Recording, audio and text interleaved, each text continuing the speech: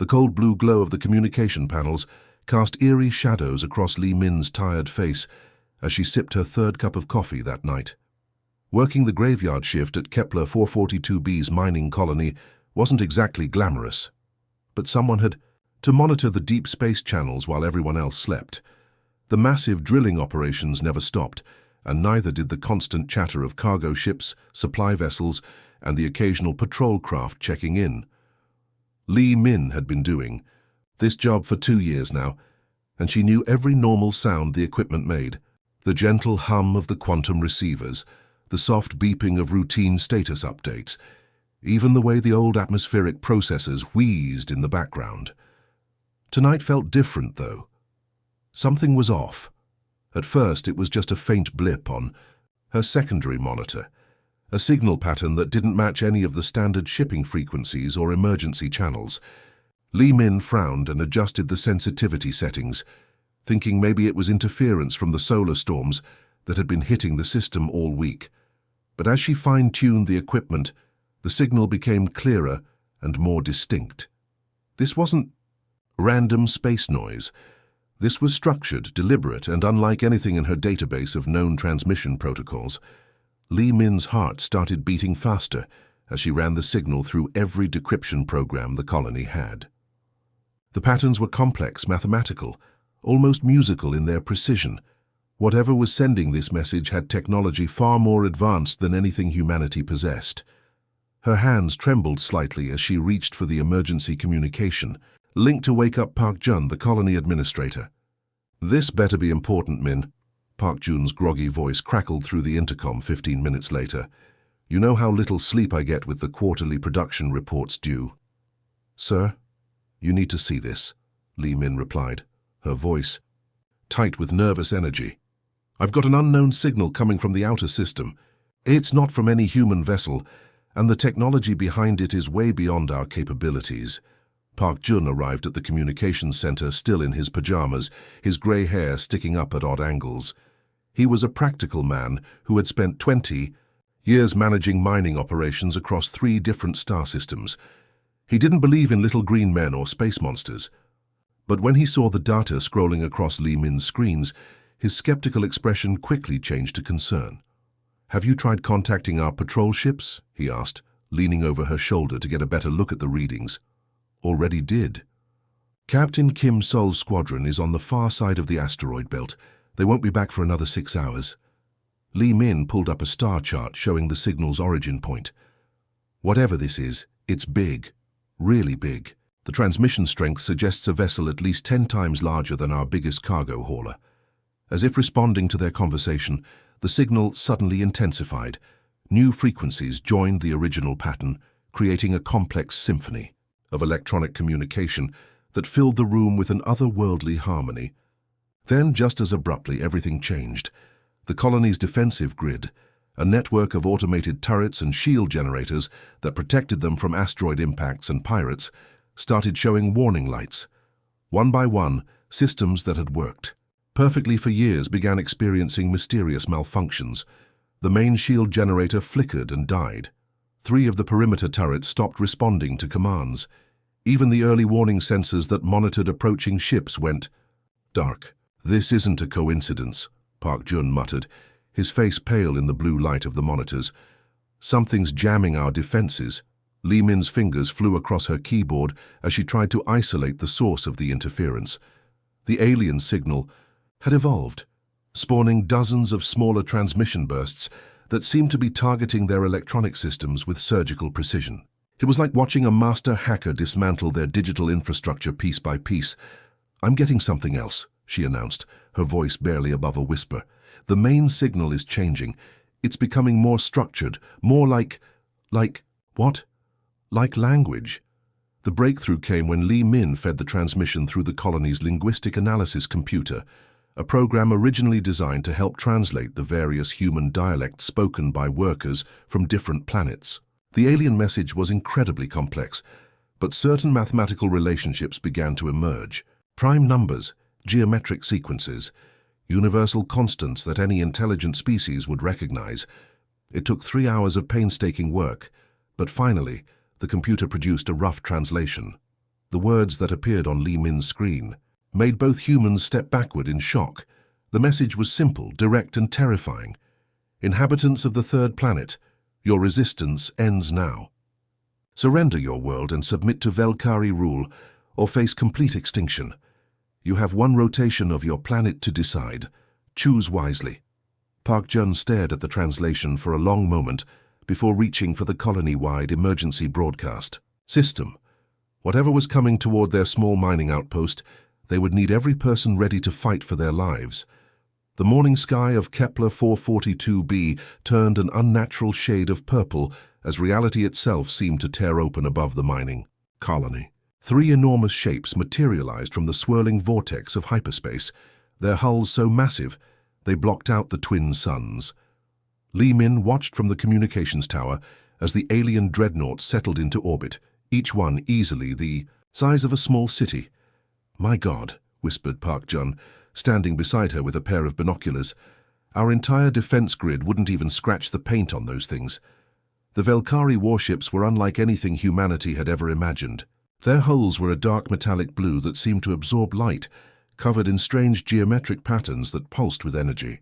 Weapon ports lined their sides like the eyes of some cosmic predator, and massive engines glowed with an ominous red light that cast eerie shadows across the colony below. Captain Kim Sol had rushed back from patrol the moment they received Park Jun's emergency signal, but her small squadron of defense fighters looked like insects compared to the alien vessels. Still, she maintained her position between the colony and the threat, ready to buy the civilians time to evacuate if necessary. "This is Captain Kim Sol of the Kepler 442b Defense Force," she broadcast on all frequencies. "Unknown vessels, you are approaching a peaceful mining colony. State your intentions." The response came not through radio waves, but through some form of direct mental projection that every human in the colony could hear inside their heads. The voice was deep, filled with contempt, and spoke in perfect human language, despite never having encountered their species before. "I am Commander Vextar of the Velkari 3rd Battle Fleet. Your pathetic weapons are noted and dismissed. Prepare for landing operations." The largest of the three dreadnoughts began to descend through the atmosphere, its massive bulk creating sonic booms that shattered windows across the colony. As it approached the surface, smaller vessels began emerging from launch bays along its sides.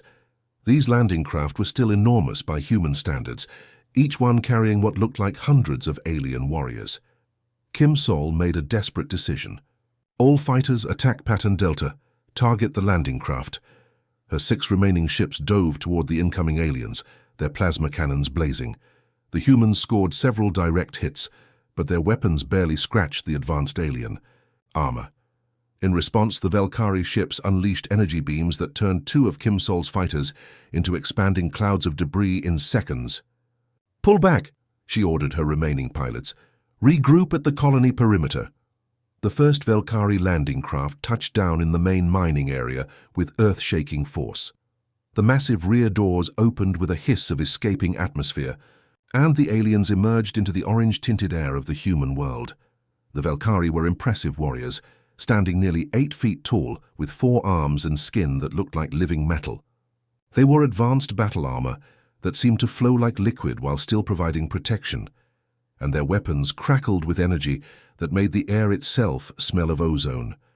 Their heads were elongated, with sharp features and eyes that glowed with an inner fire. Commander Vextar stepped from his command vessel and surveyed the human colony with obvious disgust. The rough mining equipment, the simple prefabricated buildings, the crude defensive positions that the humans were frantically assembling, it all confirmed what his scouts had reported. These creatures were barely more advanced than the primitive species his people had conquered on dozens of other worlds. "Humans," he spoke, his voice carrying across the settlement through some form of technological amplification. "Your Captain Kim Sol may approach for terms of surrender. Come alone and unarmed." Kim Sol landed her damaged fighter near the colony's main administration building and walked out to meet the alien commander. She was a small woman compared to the towering Velkari warrior, but she held her head high and showed no fear as she approached. "I'm here to discuss evacuation terms for our civilians," she said firmly. They're miners and engineers, not soldiers. They pose no threat to you." Vextar looked down at her with something between amusement and contempt. "You misunderstand, human. There will be no evacuation. Your species will serve the Velkari Empire as laborers, or you will be eliminated. Your choice is simple. Kneel now or die fighting." Kim Sol's jaw tightened. "Then we choose to fight." The alien commander gestured dismissively with one of his four arms. "Your primitive weapons cannot harm us. Your small number cannot resist us. Why do you choose death over servitude?" "Because we're human," Kim Sol replied simply. "And humans don't kneel." What happened next surprised even Vextar. Instead of fleeing in panic when the fighting began, the human colonists did something the Velkari had never encountered before. They got angry. Mining engineer Choi Nam grabbed a plasma torch and modified it into a weapon. Dr. Yoon Hae turned the colony's medical facility into a fortress. Even the elderly cook, Han Wu, started mixing explosive compounds from kitchen chemicals. Within minutes, every human in the colony was armed with something dangerous and taking cover behind mining equipment, vehicles, and buildings. The Velkari opened fire with weapons that should have ended the battle instantly. But instead of running away, the humans began shooting back with jury-rigged mining lasers, improvised rockets, and tools that had been turned into weapons. When their cover was destroyed, they found new cover. When their weapons broke, they built new ones. For the first time in his military career, Commander Vextar found himself facing an enemy that simply refused to acknowledge they were beaten. Bly. Sound of Velkari energy weapons echoed through the mining tunnels as Choi Nam crawled through a maintenance shaft, his tool belt heavy with improvised explosives. 3 hours into the alien invasion, the senior mining engineer had already figured out something that would have impressed his old professors back on Earth. Alien technology wasn't magic, it was just very advanced engineering. "Li Bo, can you hear me?" he whispered into his comm unit, trying to reach his demolitions expert who was positioned near the alien landing zone. "Barely," came the crackling response. "These metal monsters are jamming most of our frequencies, but the mining comm network is still working." "Guess they didn't think our rock-cutting equipment was worth worrying about." Choi Nam smiled grimly as he examined the Velkari landing craft through a ventilation grate. The massive alien ship sat in the middle of what used to be the colony's main plaza, its engines still glowing with residual heat. The Velkari had been so confident in their superiority that they hadn't even bothered to post guards around their vessels. Big mistake. "I can see their power coupling," Choi Nam reported. "It's different from our technology, but energy is energy. If we can overload their main reactor, the whole ship should go up like a firework." He carefully mixed compounds from his mining charges. Materials designed to crack through solid rock could do terrible things to alien hull plating. The beauty of mining explosives was their simplicity. No fancy electronics to be jammed, no complex targeting systems to malfunction. Just good old-fashioned chemistry and physics. Meanwhile, 2 levels below ground, Yoon Hae was turning the colony's extensive mining tunnel network into something the Velkari had never encountered before, a 3-dimensional battlefield where the defenders had every advantage. "Bring the children through Tunnel 7, she directed a group of terrified families through her headset. "Park Soo has cleared the collapsed section near the old drilling site. You'll be safe in the deep shelters." As the colony's head of mining operations, Yoon Hae knew every tunnel, every service shaft, every maintenance corridor that honeycombed the ground beneath the settlement. What had started as a simple evacuation plan was quickly becoming something much more tactical. "Captain Kim Sol, this is Yoon Hae," she called on the command frequency. "I've got visual on alien patrol groups from Tunnel Observation Post 12. They're moving in predictable patterns following the main roads. They have no idea we can move beneath them." Kim Sol's voice crackled back through the comm system, strained but determined. "Can you get strike teams into position? We need to hit them from angles they're not expecting." "Already on it," Yoon Hae replied, watching her tunnel maps. "I've got 15 volunteers with mining equipment moving through the old ore processing shafts. Give us 10 minutes and we'll pop up right behind their main advance." Above ground, the Velkari warriors were experiencing something completely outside their military training. Every species they had ever conquered followed predictable Patterns. Initial resistance followed by terror, followed by either surrender or retreat. The humans were doing something entirely different. When Velkari energy blasts destroyed a human defensive position, instead of fleeing, the humans would simply set up somewhere else and keep fighting. When their weapons were damaged, they repaired them with spare parts cannibalized from mining equipment. When they ran out of ammunition, they made more from industrial chemicals. Commander Vextar watched in growing frustration as his elite warriors found themselves pinned down by humans. Using construction vehicles as mobile artillery platforms, mining mechs designed for moving ore were being used as improvised tanks, their industrial laser cutters proving surprisingly effective against Velkari armor. "These creatures fight like they have nothing to lose," reported one of his squad leaders. "We destroyed their communications center, but they're still coordinating somehow. We eliminated their armory, but they keep producing new weapons. It's like fighting an entire planet that's been turned into a weapon." The situation became even more confusing when Choi Nam's demolition team struck. The explosion that tore through the first Velkari landing craft lit up the sky like a miniature sun, sending shockwaves through the alien formation. But instead of demoralizing the humans, the successful attack seemed to energize them further. "That's how you do it," shouted Han Wu from his position behind an overturned ore hauler. The old maintenance chief had rigged together a weapon from spare parts that was firing bolts of superheated plasma with impressive accuracy. These metal heads bleed just like anything else. What the Velkari couldn't understand was that humans had been fighting impossible odds for their entire evolutionary history. Every human alive was descended from ancestors who had survived ice ages, plagues, natural disasters, and countless wars. The idea of giving up simply because the enemy was bigger and stronger wasn't part of their psychological makeup. Yoon Hai's tunnel teams struck next, emerging from maintenance shafts directly beneath Velkari positions. The aliens found themselves under attack from directions they hadn't even known existed, fighting enemies who disappeared back underground before reinforcements could arrive. "This is impossible," Vextar growled, as another of his squads reported heavy casualties from human guerrilla attacks. "Our intelligence said this was a mining colony with minimal defenses. Where are all these warriors coming from?" The answer was simple, though the proud Velkari commander would never understand it. The humans weren't warriors, they were miners, engineers, mechanics, and cooks who had decided that their home was worth defending. And when humans decided to fight for something they cared about, they became the most dangerous force in the galaxy. The makeshift medical station in the colony's old storage warehouse had been hit by Velkari energy blasts 3 times in the past hour, but Seo Jin refused to abandon her patients.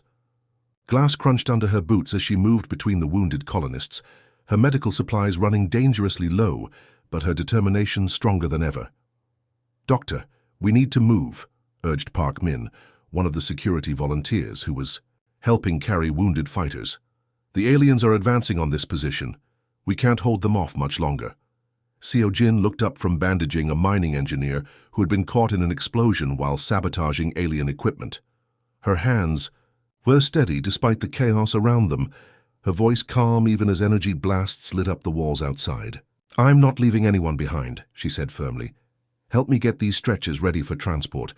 We'll move through the service tunnels." What made Seo Jin's refusal to retreat even more remarkable was that she wasn't a soldier. She had been the colony's primary medical officer for civilian injuries, treating mining accidents, equipment burns, and the occasional case of space flu. But when the Velkari invasion began, she had transformed her medical station into a field hospital that operated under the most dangerous conditions imaginable. "Incoming wounded," called Yoon-ji, a young communications technician who had volunteered as a medic's assistant. She was helping 2 miners carry their injured supervisor, his leg badly damaged by alien weapons fire. Seo Jin immediately went to work, using medical equipment that had been jury-rigged with mining technology to stay functional. Her surgical laser had been modified with parts from a rock-cutting tool. Her patient monitors were powered by portable generators designed for mining equipment. Even her operating table was made from salvaged metal plates welded together by the colony's mechanics. "The bleeding is under control," she announced, after 20 minutes of careful work. but we need to get him to the deep shelters where the surgical equipment is still intact. Meanwhile, in the colony's main maintenance bay, Han Wu was performing miracles of engineering that would have impressed designers back on Earth.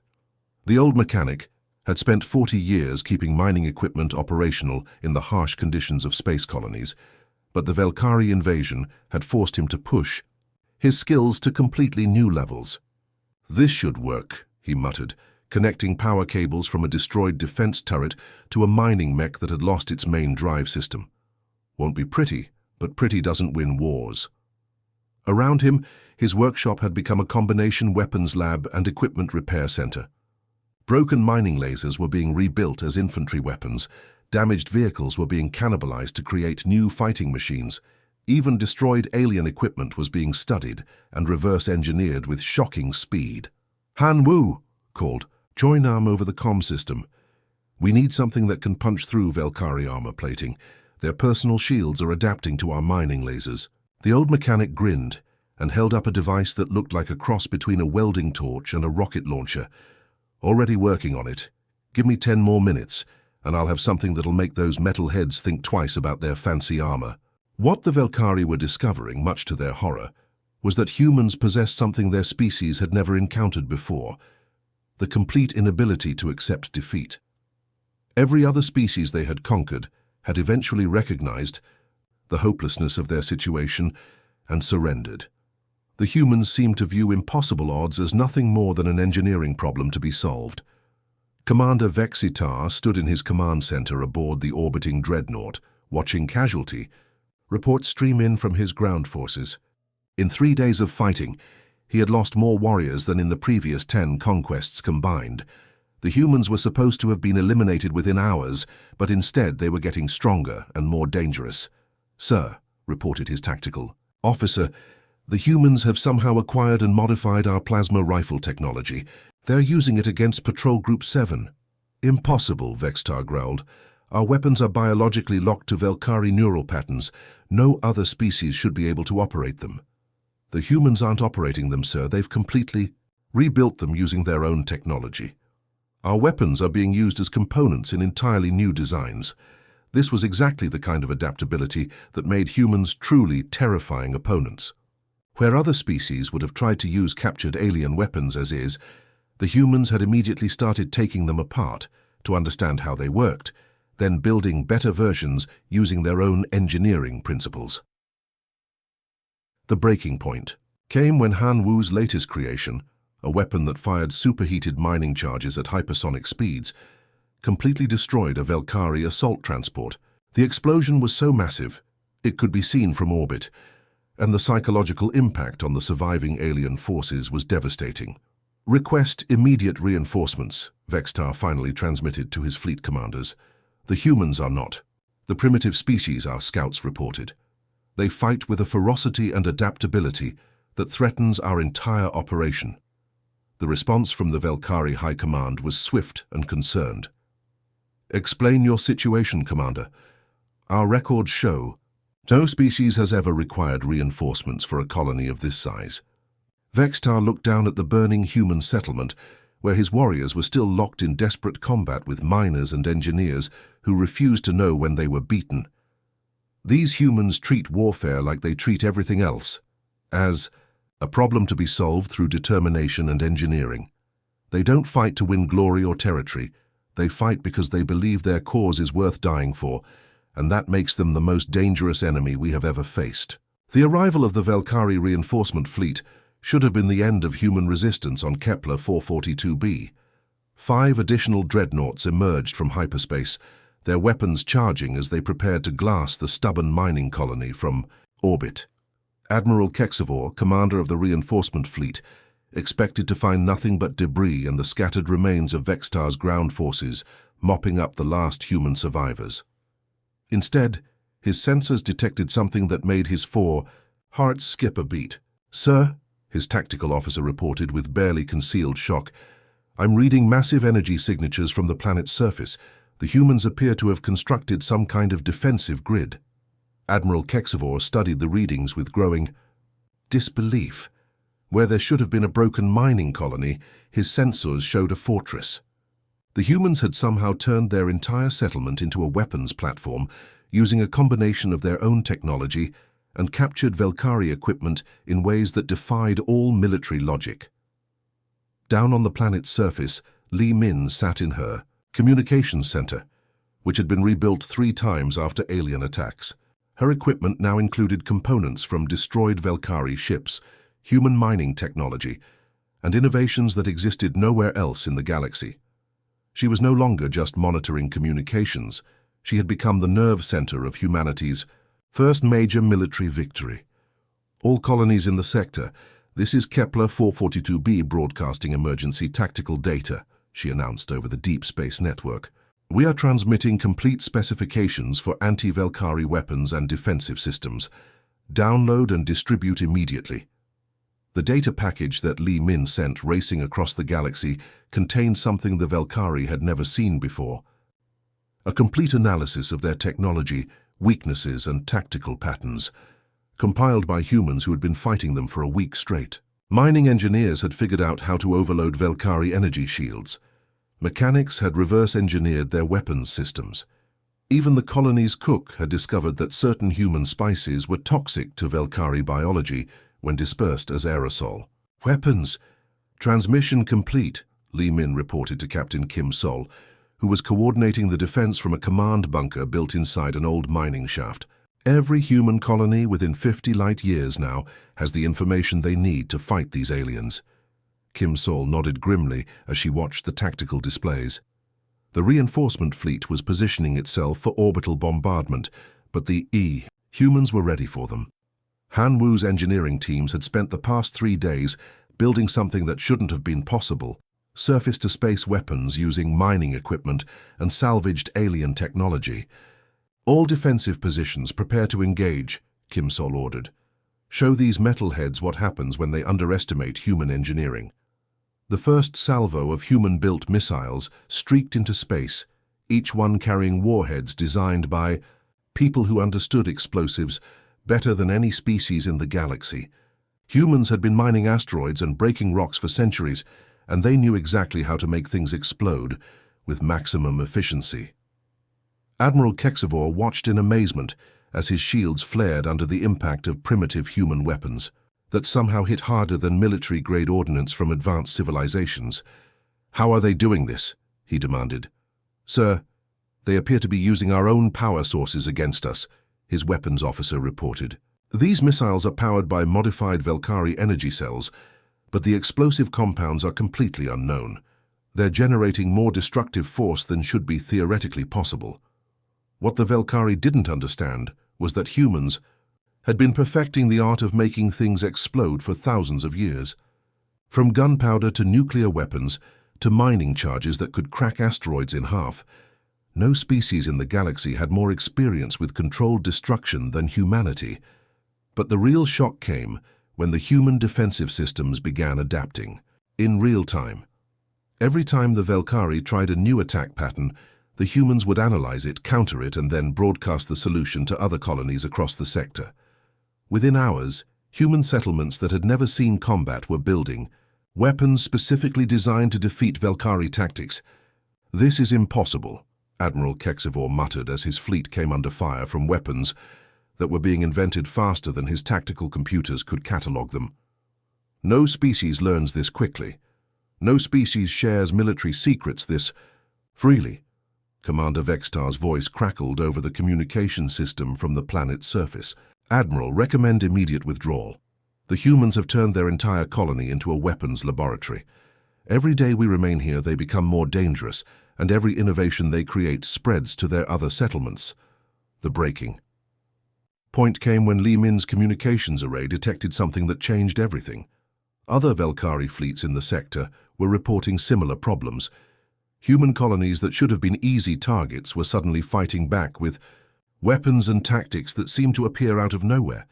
"Sir," the fleet intelligence officer reported with something approaching panic, "we're receiving reports of human resistance from 12 different star systems. They're all using variations of the technologies developed here on Kepler 442b. Admiral Kexivor realized with growing horror that the humans had done something no other species had ever accomplished. They had turned a single military engagement into a galaxy-wide intelligence network.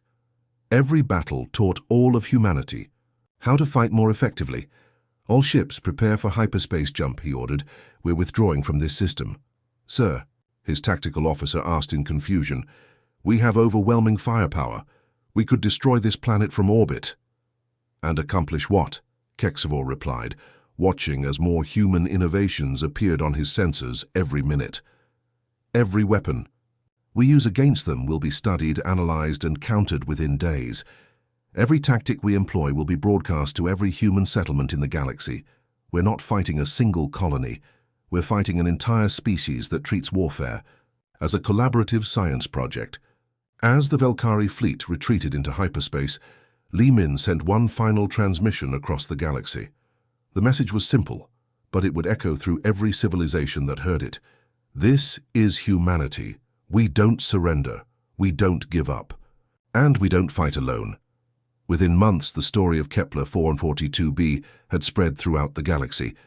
The mining colony that had refused to yield to impossible odds became the symbol of humanity's place among the stars, not as the strongest species or the most advanced, but as the ones who treated every challenge as just another problem to solve. The end.